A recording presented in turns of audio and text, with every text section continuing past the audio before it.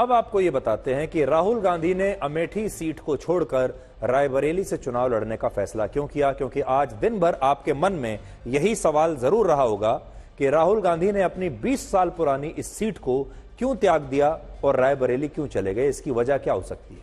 तो हम अब आपको बताते हैं इसकी क्या वजह है।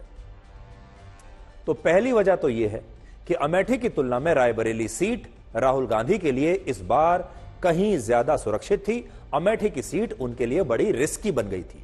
अमेठी की जिस सीट पर वर्ष 2009 में उन्हें 71.8% वोट मिले थे, उसी सीट पर पिछली बार वो लगभग 6% वोटों से बीजेपी से हार गए थे और उन्हें सिर्फ 43.8% वोट मिले थे, जो वर्ष 2009 की तुलना में लगभग 28% कम है। यानी अगर आप देखेंगे तो अमेठी में, मैं बड़ी स्क्रीन पर आपको दिखाता हूं, उनका जो वोट प्रतिशत है, यानी जो वोट उन्हें मिल रहा था, वो लगातार घटता चला जा रहा था। ये जो कांग्रेस का हाथ है, ये लगातार पंजा कमजोर होता जा रहा था, छोटा होता जा रहा था।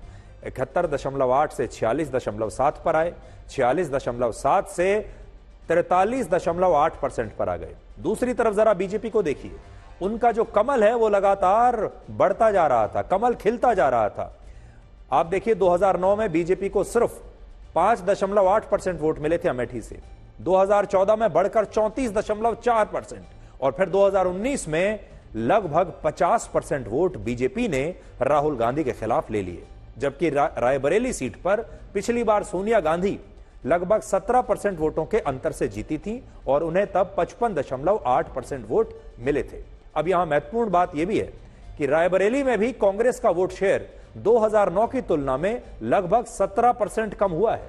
वर्ष 2009 के चुनाव में रायबरेली सीट पर सोनिया गांधी को 72.2% वोट मिले। पिछले चुनाव में यह घटकर सिर्फ 55.8% रह गए, यानी उनकी लोकप्रियता और वोटों की संख्या भी घट रही थी। लेकिन इसके बावजूद सोनिया गांधी ने इस सीट पर पिछला चुनाव 17% वोटों के अंतर से जीता था। यह भी एक बड़ी बात है, यानी सोनिया गांधी को यहां हराना भी आसान नहीं था। और इससे यह पता चलता है कि अमेठी की तुलना में रायबरेली सीट राहुल गांधी के लिए ज्यादा सुरक्षित थी, जिसकी वजह से उन्होंने इस बार यहां से चुनाव लड़ने का फैसला किया। दूसरा, राहुल गांधी कांग्रेस का सबसे बड़ा चेहरा है और इसलिए कांग्रेस इस बार वर्ष 2019 की वही गलती दोहराना नहीं चाहती थी। 2019 में जब राहुल गांधी अमेठी से चुनाव हारे, तब उस हार से उनकी राजनीतिक छवि को बहुत नुकसान हुआ था।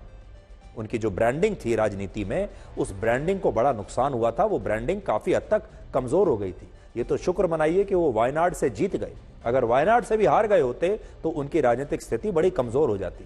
इस बार कांग्रेस ने ऐसी किसी भी गलती से बचने के लिए सबसे पहले यह सुनिश्चित किया कि राहुल गांधी वायनाड से चुनाव जीत जाएं और किसी भी कीमत पर लोकसभा में, अगली लोकसभा में उनकी एंट्री हो जाए। इसलिए वायनाड में वोटिंग होने तक कांग्रेस ने रायबरेली या अमेठी को लेकर कोई फैसला नहीं किया, क्योंकि अगर वो बता देते पहले कि राहुल गांधी अमेठी या रायबरेली से चुनाव लड़ने वाले हैं, तो वायनाड के वोटर नाराज हो सकते थे।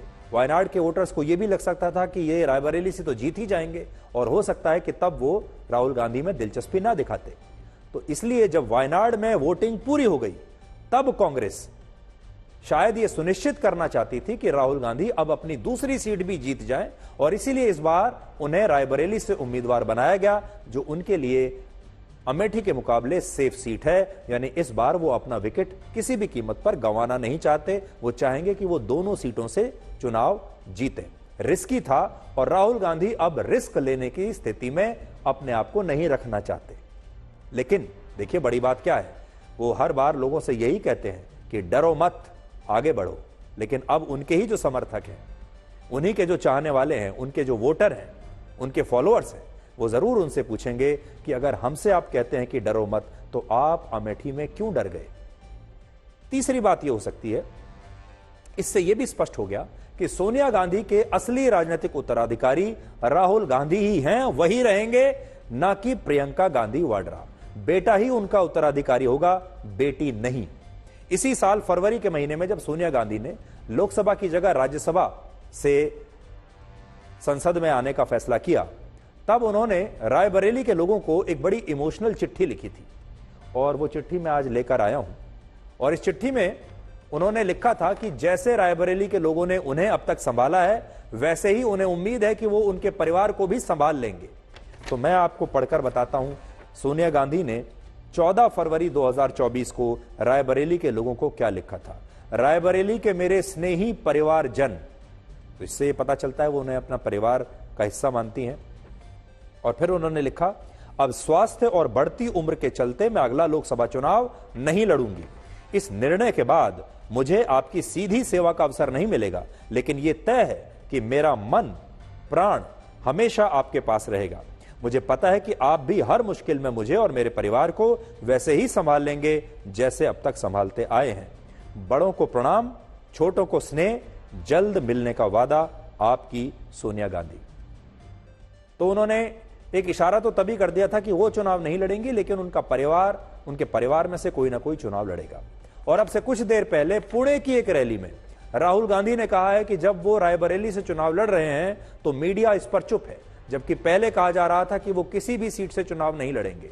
और इस रैली में उन्होंने एक बार फिर प्रधानमंत्री मोदी के लिए कुछ तू तड़ाक वाली भाषा का प्रयोग किया है, वो भी आप सुनिए।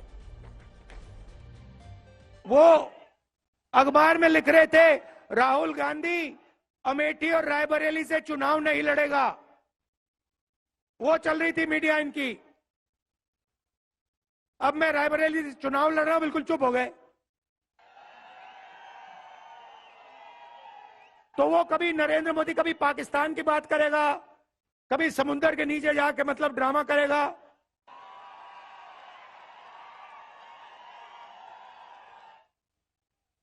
और मतलब आपने देखा, पता नहीं देखा, मतलब समुद्र के नीचे जाके बिल्कुल डरा हुआ था कि भैया कुछ हो ना जाए यहां पे। तो मजाक बना रखा है राजनीति का। 3 कारण हम आपको बता चुके। चौथा कारण, राहुल गांधी और उनके रणनीतिकारों ने इस बार दिल से नहीं बल्कि दिमाग से काम लिया और देखा कि अगर चुनावों के बाद राहुल गांधी को एक सीट छोड़नी भी पड़ी तो उस स्थिति में रायबरेली सीट ज्यादा सुरक्षित होगी, क्योंकि अगर राहुल रायबरेली सीट को छोड़ते हैं तो उनके बाद प्रियंका गांधी वाड्रा इस सीट से उपचुनाव लड़ सकती हैं और जीत भी सकती है। इस बात का संकेत खुद कांग्रेस पार्टी ने भी दिया है। कांग्रेस ने कहा है कि प्रियंका गांधी वाड्रा कभी भी उपचुनावों में जीतकर संसद पहुंच सकती है। पांचवा और सबसे बड़ा पॉइंट यह है कि राहुल गांधी अगर रायबरेली से चुनाव नहीं लड़ते तो हिंदी बेल्ट के राज्यों से गांधी परिवार का प्रतिनिधित्व समाप्त हो जाता और इससे चुनाव में कांग्रेस को नुकसान भी हो सकता था। और इसीलिए राहुल गांधी ने दूसरी सीट के लिए रायबरेली को चुना। और आखिरी पॉइंट ये कि अगर राहुल गांधी रायबरेली से चुनाव लड़ते तो वहां से स्मृति ईरानी के खिलाफ उनका सीधा, अगर वो अमेठी से चुनाव लड़ते तो वहां स्मृति ईरानी से उनका सीधा मुकाबला होता और स्मृति ईरानी अपनी सभी रैलियों में उनके खिलाफ बहुत कड़वे भाषण देती हैं, उनके खिलाफ बड़े बड़े मुद्दे उठाती हैं। लेकिन रायबरेली में राहुल गांधी के सामने ये चुनौती नहीं होगी, क्योंकि यहां से बीजेपी ने दिनेश प्रताप सिंह को टिकट दिया है, जो पिछली बार भी सोनिया गांधी से इस सीट पर चुनाव हार चुके हैं। सब प्राइम मिनिस्टर कह रहे हैं कि राहुल गांधी अमेठी छोड़ के भाग रहे, डरो मत, भागो मत। नहीं, उन्होंने खुद ही भाग के वाराणसी आए ना जी। हाँ, पूछो उनको। राहुल बाबा, इस सोनिया जी ने, मोदी जी ने तो एक ही बार ट्राई किया और चंद्रयान लॉन्च हो गया। ये राहुल बाबा नाम के यान को सोनिया जी 20 बार लॉन्च कर चुकी है, मगर लॉन्चिंग इनकी सफल नहीं हुई है। और आज 21वीं बार फिर से अमेठी से भागकर रायबरेली में पर्चा डाला। अरे राहुल बाबा, मैं यहां से रायबरेली का परिणाम बता देता हूं। भारतीय जनता पार्टी के प्रत्याशी दिनेश प्रताप सिंह के सामने आप रायबरेली से प्रचंड बहुमत से हारने जा रहे हैं। मेरी बात लिख कर। राहुल गांधी डरने वाला आदमी नहीं है। राहुल गांधी वायनाड से लड़ते हैं, वायनाड से जीतते हैं, लेकिन हम सबकी इच्छा आग्रह रहा कि गांधी परिवार से कोई ना कोई उत्तर प्रदेश से लड़ना चाहिए, चाहे अमेठी हो चाहे रायबरेली हो। सोनिया जी ने राहुल जी को जो सूचना की है कि आपको लड़ना है रायबरेली से, उसका हम स्वागत करते हैं। राजनीति के बारे में अक्सर एक सवाल बड़ा उठता है कि राजनीति दिल से होनी चाहिए या राजनीति दिमाग से होनी चाहिए। बहुत बार जो वोटर हैं, जो आम जनता है, वो तो चाहती है कि राजनीति दिल से होनी चाहिए, लेकिन नेता हमेशा राजनीति दिमाग से करते हैं। और राहुल गांधी के सामने भी आज ये चुनौती थी कि वो अपना फैसला दिल से लेंगे या दिमाग से लेंगे, और उन्होंने दिल से नहीं बल्कि दिमाग से लिया। और राजनीति में भावनाओं की कोई जगह नहीं होती, इमोशंस की कोई जगह नहीं होती। राहुल गांधी और उनके सलाहकार ये जानते थे कि जब वो अमेठी को छोड़ देंगे तो लोग उन पर यह आरोप जरूर लगाएंगे कि वो डर गए, लोग ये जरूर कहेंगे कि वो भाग गए, लेकिन इसमें इमोशनल होने की जरूरत नहीं है और ये देखना है कि हम कहां से जीत सकते हैं। इसलिए उन्होंने भावनाओं से काम नहीं लिया, दिल से काम नहीं लिया, बल्कि दिमाग से काम लिया। राजनीति में अक्सर यह भी कहा जाता है कि ना यहां कोई परमानेंट दोस्त है, ना यहां कोई परमानेंट दुश्मन है, और ना ही राजनीति में कोई परमानेंट सिद्धांत होता है। आपने देखा होगा, नेता चुनाव जीतने के लिए सिद्धांतों की भी बाजी लगा देते हैं, दोस्त भी बदल लेते हैं, दुश्मन भी बदल लेते हैं। और राहुल गांधी ने भी दिमाग से काम लिया है, क्योंकि उन्हें राजनीति करनी है, उन्हें दोनों सीटों को जीतना है, चाहे जनता कुछ भी कहे। लेकिन एक बात जरूर है कि आज कांग्रेस के कार्यकर्ताओं में कुछ निराशा जरूर होगी। जो लोग कांग्रेस का समर्थन करते हैं, सोशल मीडिया पर भी कांग्रेस के लिए जो लोग लगे रहते हैं, जो लगातार राहुल गांधी की इस बहादुर नेता की छवि को आगे बढ़ा रहे थे, जो कह रहे थे कि राहुल गांधी एक फाइटर है, जो कहते थे कि राहुल गांधी डरते नहीं है किसी से भी, जो कह रहे थे कि राहुल गांधी फ्रंट पर जाकर लीड करने वाले नेता हैं, सबसे आगे रहेंगे और वो कभी भी किसी से डरेंगे नहीं, आज उनकी इस कोशिश को थोड़ा धक्का जरूर लगा होगा, क्योंकि राहुल गांधी ने अमेठी से चुनाव न लड़ने का फैसला लेकर यह बता दिया कि वो अमेठी में डर तो वाकई गए थे। आज एक बड़ा सवाल यह भी है कि क्या कांग्रेस पार्टी अमेठी सीट को अपने सहयोगी दल समाजवादी पार्टी को दे सकती थी? क्योंकि अगर समाजवादी पार्टी इस सीट से चुनाव लड़ती तो शायद कांग्रेस से कहीं ज्यादा बेहतर प्रदर्शन करती और बीजेपी को कड़ी टक्कर दे सकती थी, लेकिन कांग्रेस ने ऐसा नहीं किया। तो कांग्रेस को आज हम ये कहना चाहेंगे, मुफ्त की सलाह ये देना चाहेंगे कि असल में अगर राहुल गांधी को और गांधी परिवार को ये सीट खाली करनी ही थी और यहां से नहीं लड़ना था, तो वो अपने सहयोगी अखिलेश यादव को ये सीट दे सकते थे। वो समाजवादी पार्टी को ये सीट दे सकते थे, थोड़ा बड़ा दिल दिखाते और कहते कि हम दोनों मिलकर यहां पर लड़ेंगे और हमारी जगह समाजवादी पार्टी का उम्मीदवार होगा।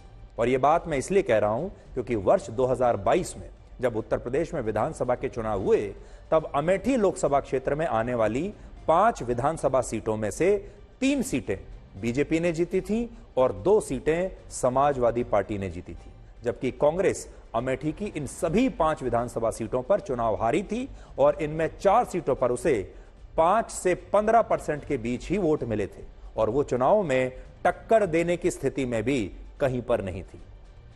जबकि समाजवादी पार्टी ने अमेठी में बीजेपी को जबरदस्त टक्कर दी थी और 5 में से 2 सीटों पर उसे जीत मिली और बाकी सीटों पर भी वो कांटे की टक्कर में थी। इसलिए अगर कांग्रेस अमेठी सीट अपने पास न रखकर समाजवादी पार्टी को दे देती और समाजवादी पार्टी सीट से अपना कोई तगड़ा, शक्तिशाली, मजबूत उम्मीदवार उतारती, तो शायद बीजेपी के लिए अमेठी में चुनाव कुछ हद तक मुश्किल हो सकता था। लेकिन कांग्रेस ने ऐसा नहीं किया और एक बहुत बड़ा मौका जो है वो कांग्रेस ने गंवा दिया।